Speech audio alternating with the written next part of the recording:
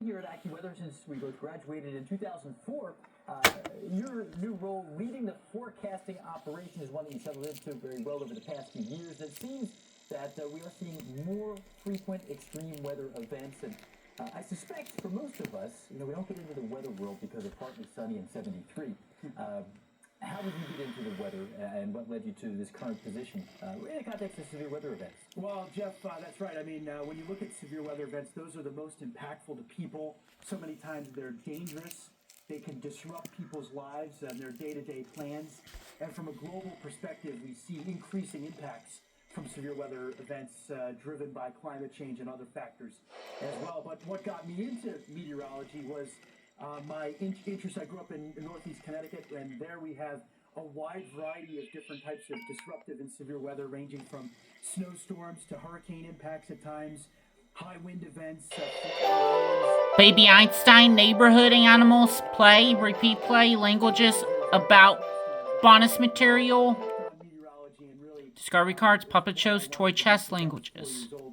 You and I are classmates from our time at Penn State, and that was always something here helping play on the leading edge of innovation related to severe weather has been something that was always very important to me, and one of the reasons that I've been so excited about our work here at AccuWeather. Absolutely. Well, before we get into some specific examples, you wanted to kind of define what the buzzword extreme weather means. We've talked about that phrase. Sometimes people throw it around. So what makes a weather event truly extreme? Well, I think there's a couple of factors to look at there. One is when you're dealing with a weather event where there's a risk to people, to people's life safety, to their everyday activities, may disrupt their travel plans.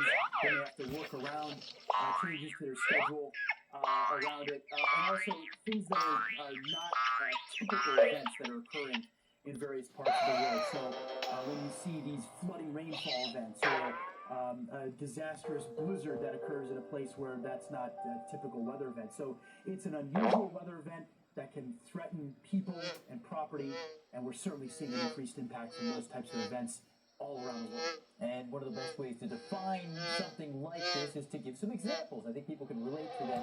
So we want to begin with the Buffalo Christmas blizzard of 2022. Let's talk about this storm itself. What happened with this severe weather event, and how did it surprise some people? Well, this was such a dangerous storm, and in a place like Buffalo, who is people who live in Buffalo and that part of New York near the Great Lakes are used to dealing with extreme cold waves. They're used to dealing with lake effect snow, heavy snow amounts.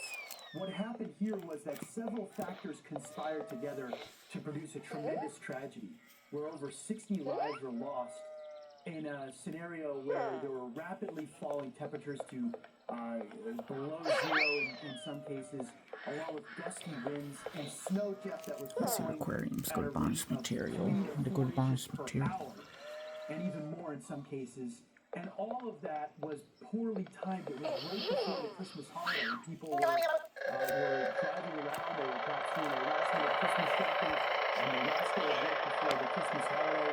And all those factors were a combination of weather-related factors and non-weather-related factors conspiring together to produce a tragedy and a disaster. And 60-plus lives lost. There are a lot of Category 3, 4, possibly 5 hurricanes that don't produce that kind of a toll to human life in some cases. So a lot of people shrug off. They say, yeah, it's below, they get a lot of snow. But this is a truly deadly situation. What were some of the other aspects of this and impacts of this storm? Well, I think another aspect of this, and here at AccuWeather, we had the most accurate forecast on this blizzard, and we used the best language, the best descriptions right in the AccuWeather app and right in the AccuWeather forecast, talking about rapidly deteriorating travel conditions, rapidly falling temperatures. We were doing everything we could do to emphasize how unusual this was. Because as you said, and it's a reality that we consider,